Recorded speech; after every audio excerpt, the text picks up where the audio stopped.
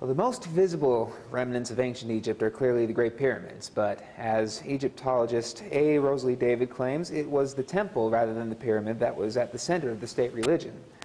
The Egyptian temple was regarded as crucially important to the survival and perpetuation of the Egyptian civilization. This importance had much to do with what the temple represented.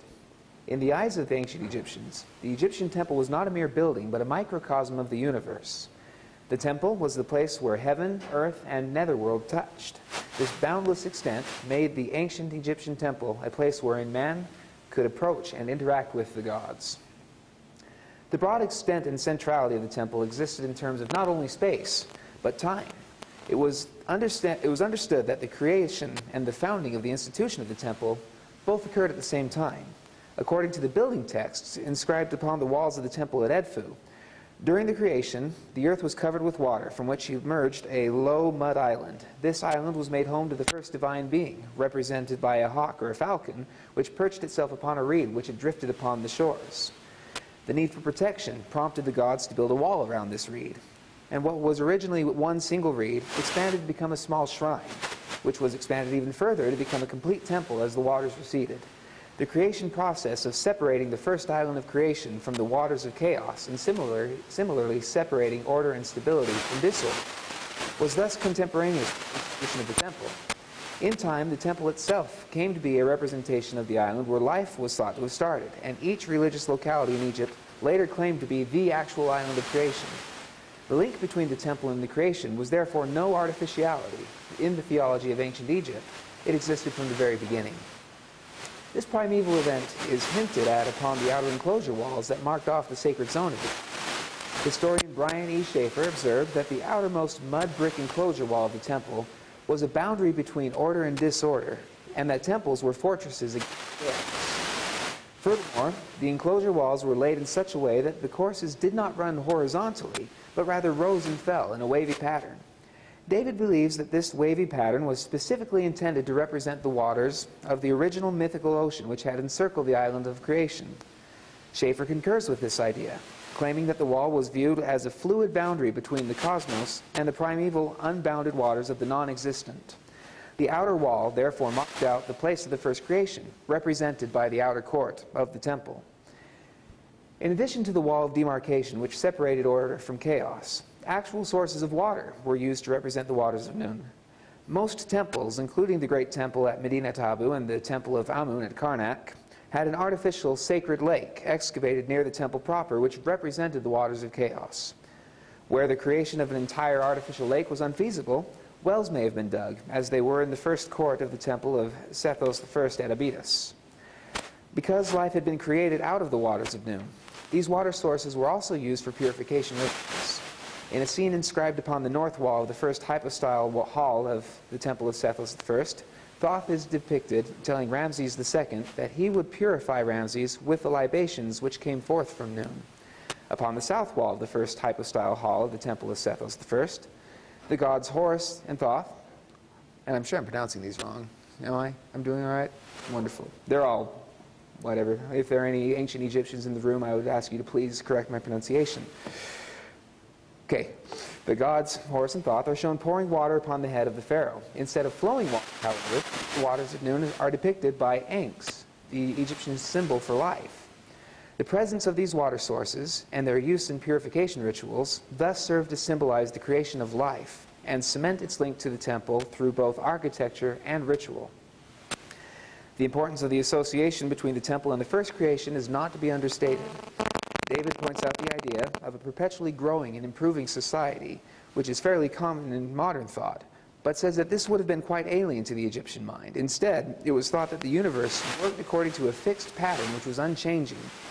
Because the founding of the institution of the temple was believed to be contemporaneous with the initial establishment of all the elements for a stable society, such as religion, law, ethics, and kingship, the temple was the place that Egypt turned to in order to perpetuate stability and combat social entropy whenever problems rose.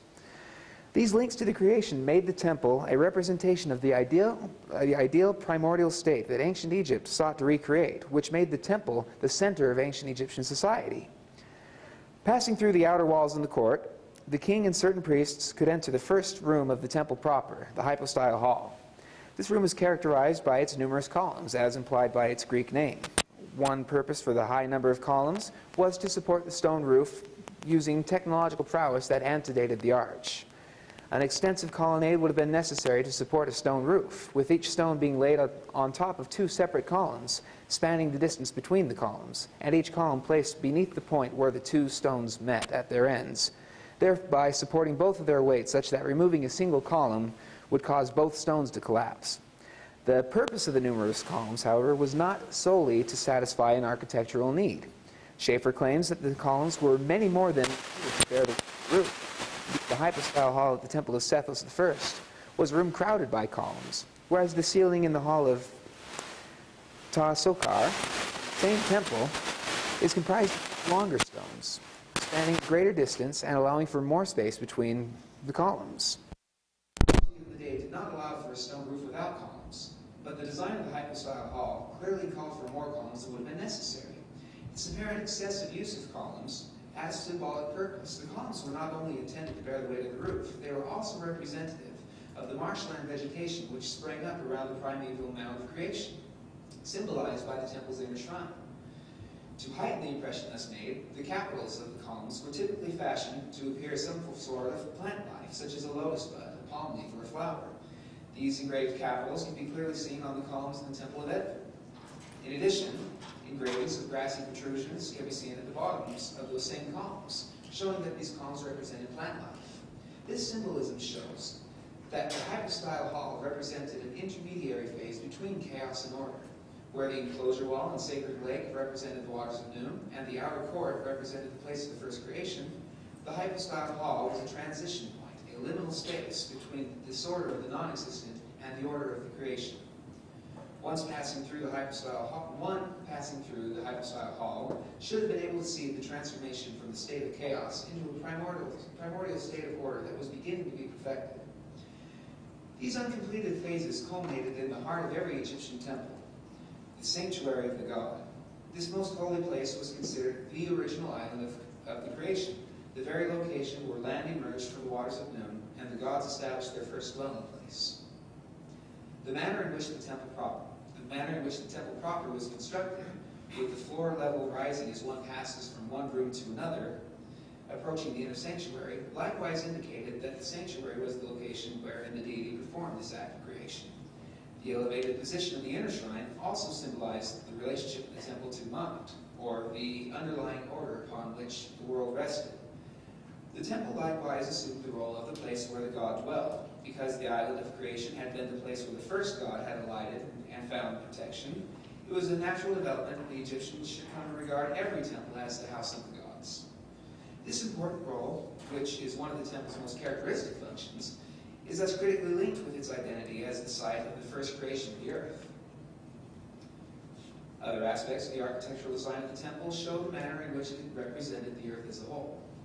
Foremost among these are the pylons, which acted as gateways into the temple. And let us here take a moment to observe that as attendees of the school with a very strong football program, we ought to find the concept that pylons mark the entry into a sacred area extraordinarily funny. I appreciate that. Wilkinson claims that these pylons are without a doubt the most distinctive architectural feature of the ancient Egyptian temple, and suggests that they are symbolic of mountains. While representing mountain peaks, they are also an example of the purpose of the temple as a link to the heavens and as a symbol of the ongoing function of the cosmos. Schaeffer states that the pylons specifically represented mountain peaks that flanked the eastern horizon at the mouth of the cavern from which the sun rose each day. Wilkinson also notes that the pylons were designed to mirror the form of the hieroglyph for Akhet, horizon, on which the sun rose each day. The pylons not only represented mountains of the eastern horizon, but called attention to the sun that would rise between the two massive structures that flanked the axial way, which itself represented the daily course of the sun. This was but one way in which the temple represented not only the earth in its creation, but the heavens as well. The temple's link to the heavens was important from the beginning of its construction. The ceremonies that accompanied the ritual founding of the temple site may have been conducted at night, under the stars of Ursa Major and Orion, which may have been used to help orient the temple and its axis, as well as beneath a new moon, whose reappearance, light emerging from the darkness, symbolized rebirth and fresh beginnings. The ceilings of the temple were representative of the heavens themselves, and often had celestial patterns inscribed upon them. One example shows the ceiling of a temple covered blue with gold stars etched upon it. Another example, the famous zodiac of the temple at Dendera, which now lies in the Louvre in Paris, was once suspended overhead to represent the stars of the sky in motion. Other architectural structures, most notably the obelisk, pointed upward toward the heavens, and many temples, including the temple of Horus at Edfu, were furnished with flagpoles that reached up to 40 meters in height, similarly directing one's gaze heavenward. Stairways were built to access the tops of both pylon towers, but frequently the roofs of the hypostyle and inner halls and chambers, allowing not only for the maintenance of the building structure, but also for rituals such as the New Year's festival at Dendera and the ceremonial uniting of the sun at Edfu. These architectural features demonstrate the inseparable role of the heavens and the temple, whose similar link to the earth made the temple a location wherein heaven and earth could interact. The temple served not only as a microcosm of heaven and earth, however. For ancient Egyptians, the temple stood at the nexus of the three spheres of heaven, earth, and netherworld. Schaeffer argues that the vaults of the temple, often used to store riches, though at times they were left completely empty, acted to represent the netherworld. Wilkinson points out an even more pressing link between the temple and the netherworld, the association of temple and tomb. Quote he, "Pyramids were associated with the temples by means of their mortuary cults. Private tombs were sometimes made to represent temples, and temples were sometimes conceived of as the tombs of gods or men, or even contained such tombs, so that the interrelationship between the rituals of life and death, this world and the next, were never distant in the minds and religious structures of the ancient Egyptians." Quote. The pyramids that now stand as such immortal symbols of ancient Egypt are but one aspect of the ancient Egyptian religion, at the center of which stood the temple. The temple was, as Wilkinson aptly states, perfectly positioned between the human and divine spheres, between this world and the next, between the ancient past and the distant future, the great interface of reality and myth, where all things came together. The great pylons, therefore, not only acted as gates allowing entrance into the temple, but as a portal by which gods and men might pass from one realm to the other. It is specifically because of this microcosmic status that the temple of ancient Egypt was able to serve both as the dwelling place of the gods and as the place where men could interact with divinity.